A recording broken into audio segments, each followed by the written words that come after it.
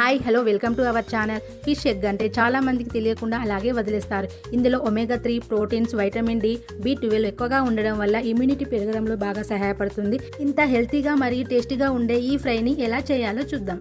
ఇప్పుడు స్టవ్ మీద ఒక కడాయి తీసుకొని నూనె వేసి, నూనె వేడెక్కిన తర్వాత సన్నగా తరిగిన ఉల్లిపాయలు వేసి నెమ్మదిగా వేయించాలి.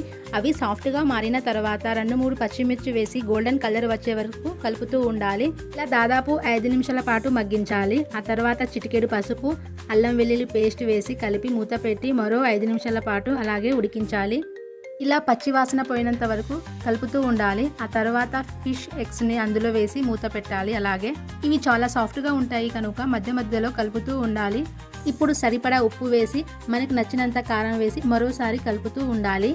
ఇదంతా బాగా స్పైసీ పట్టేలా మళ్ళీ కొద్దిసేపు కుక్ చేసుకోవాలి. ఇప్పుడు ధనియాల పౌడర్ వేసి కలిపి ఆ తర్వాత కొత్తిమీర వేస్తే అసలు టేస్ట్ అనేది సూపర్ ఉంటుంది. చివరిగా నిమ్మరసం పిండి ఒకసారి కలిపితే super tasty fish egg fry ready. ఈ recipe brain function, memory power పెరగడానికి చాలా బాగా ఉపయోగపడుతుంది.